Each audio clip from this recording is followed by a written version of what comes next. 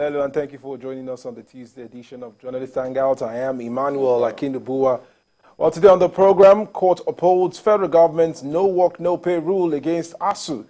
And later on the show, we'll look at how filling stations are getting shut down as queues return after President Tinubu's subsidy is gone remark. I'll be hanging out with Babajide Kolade Otitoju and Gani Kayode Balogun. Good evening, gentlemen. Good evening. Welcome to the for program. having us. Well, if you're ready, we're ready as well. Let the hangout start now.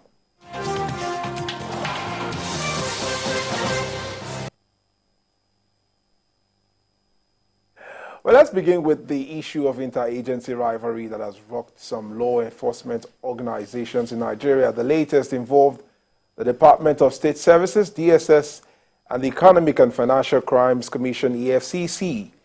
The DSS High Command has denied barricading the entrance leading to EFCC's zonal office in Lagos. In a statement, the DSS spokesperson, Peter Afunanya, said the building occupied by the EFCC originally belongs to the secret police.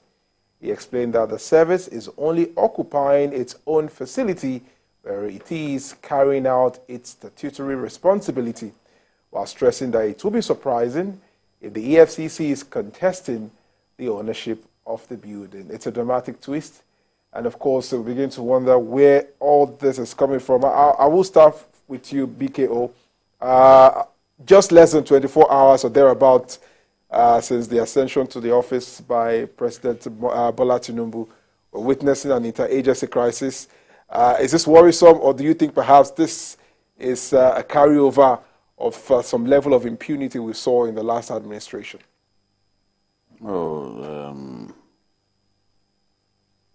This is a carryover of a conflict that had been there for some time.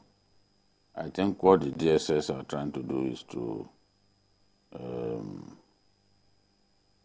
twist the EFCC to vacate that facility. Yes, you know, the EFCC is not as old as the DSS. The DSS used to be known as NSO, SSS, and then DSS.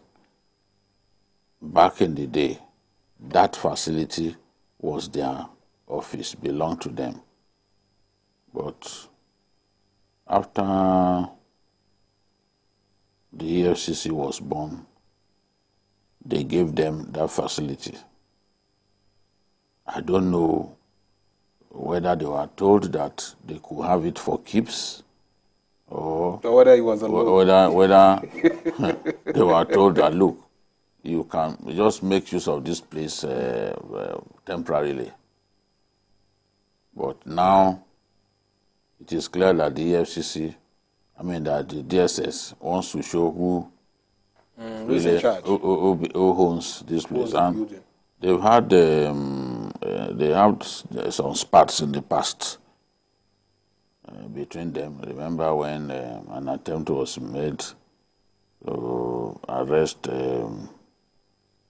somebody, the NIA, and the DSS went to foil the attempt to arrest that person made by the EFCC. So they've had some issues in the past, but I think right now they are trying to take control of the facility, and maybe this is something that they want the new president to address, to get involved in, so that they can then decide once and for all. If I still stay with you, to what end would this be? You've given us a background into what could have led to this act. Maybe the effect by now, EFCC should have built their own office, should have vacated that place, should have, when you're occupying the place, you are like a squatter. When we used to squat at the university, you don't behave like the landlord. You are a squatter. A squatter is a squatter. So I guess the DSS felt, look, it's about time that you got your own permanent office. So they are trying to twist them, pile this kind of pressure so that ultimately a decision will be made. In Abuja, they won't face this because they have an headquarters in Abuja. I knew when they opened that tall building for them. So Lagos, the EFCC in Lagos deserves a place of their own, because as you can see, the DSS's argument is that, look, this place was given to them for them to use it just for some time. They can't then be behaving like it's their property. So that this is the thing. So I don't want, I believe that this interagency rivalry should not be happening. You know, some of it happened in the last administration, but I think the message has to be sent that it will not be tolerated this time. But there is also the need to resolve this matter, you know, in a way that both parties will be pleased. Maybe they should give them a place where they can have built their own, what is it called? Permanent, yes. Well, GKB, let me bring you up onto the conversation as well. Two federal agencies with very, very sensitive responsibilities in charge of maintaining peace, security, and as well as financial, eradicating corruption, as it were.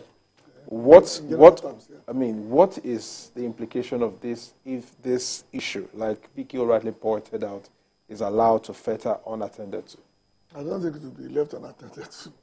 I think they are just using the opportunity of the window created between the last administration and this one coming in to draw attention to that reality. And is this the best way to do that? No, I think the general feeling in the service, if I can use that, was that the former Attorney General has backed fully EFCC to continue using that facilities. I think even from the days of Lamode, I think EFCC have been trying to, DSS have been trying to get EFCC out of that place long before Pichi came on board. But throughout the Buhari administration, there seems to be somebody always protecting, if I can use that word, the EFCC from being bullied after that building. So they saw the window. Or evicted. They saw a window of opportunity that they think, okay, now nobody is really in charge. There's no minister for justice and all that. Let's see whether we can flex our muscle and get 1 or 2 things done. It's all in the old days in Lagos, they will call it I forgot the name, Jankara sort of judgment. This time, they are all doing it by themselves, not through any court of law. So I don't think it will go beyond this. You just want to make a statement.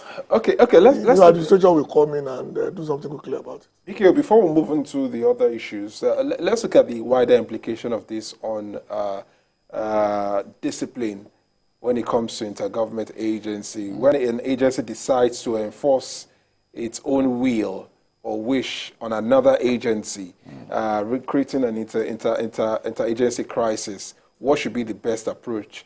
And what should the government of the day, interestingly, a new government, what should be their response to this? Well, the government has to permanently solve the problem. I do not support the idea of blocking access to the building because if you push them out now, where do they go? For now, there's no place they can go. No arrangement has been made, no alternative for them to make use of. So that's why I said perhaps this was meant to draw attention of the new administration to a problem that had been there, you know, begging for a solution. I remember very clearly that this sort of thing happened before. I still remember. I may not have all the details, but I remember that this happened. This is not the first time that they will say, look, this is our building, you need to leave this building. But at the end of the day, the government can decide that, okay, for DSS, we are building a new place for you.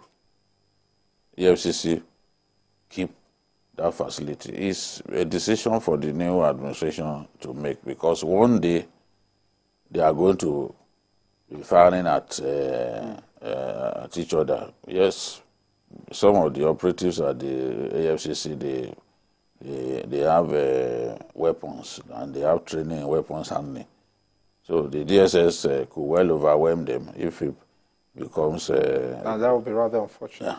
becomes a premiership game. So degenerate into that. And we don't want to see that. And someone has to be on top of this now, quickly, so that it becomes clear that look, there's a new sheriff in town. But for there are the certain things that cannot be this would be a tolerated. very huge, and I mean, not a good way to start. He has a lot on his table already. Why would he be starting with something? No, you can. The problems can as crop up trivial as anytime. this. that's what No, you think it's trivial until they cock guns at one another. And there were actually reports that some gunshots were fired at that premises today. That is why I'm saying, look, it could really get nasty. So the best thing is, don't treat it. Both agencies are very important. very strategic. Yeah. You know, don't treat it as a minor issue. No, it's not a minor issue. Sort out the problem once and for all. I think this is an opportunity to solve that problem once and for all. You know, This is one of the fallouts of when we changed our system from career civil servants being permanent secretaries. So when politicians are now CEOs. Because normally in that administration, in the UK, they change governments more than we do when the prime minister falls. But the system continues to work because the topmost civil servant is the one in charge. Something like this is something that the permanent secretary in the Ministry of Justice will easily handle. They don't have to go through the gamut of getting the president involved. and but they can, even those ones can, That's what I said. they can trigger what has happened. To say, look, Push go and them do out. this. You know, brinksmanship. People resort to brinksmanship when they think that You can get away with it. No, that when they think that it can actually help them to solve a problem quickly. You know, because this now, everyone is embarrassed by what has happened now. something must be done. And people will be saying, look, this should not happen again. Because we don't want to wake up tomorrow and hear that something funny has happened again in that facility. And a lot of the EFCC guys, you know, the civilian, bloody civilian, they will stay away from work. You know, nobody wants to be caught in the crossfire. The crossfire of the So it's better the problem gets solved. I expect that the president will be calling the DG of DSS to say, come on, what's going on? You know, Both of them. I want to see both of you. So, Okay. Well, I mean, you just took the words out of my mouth. The summary is that action must be taken to Immediately. ensure that this is, immediately addressed. Well, let's talk about something that is very interesting and, of course,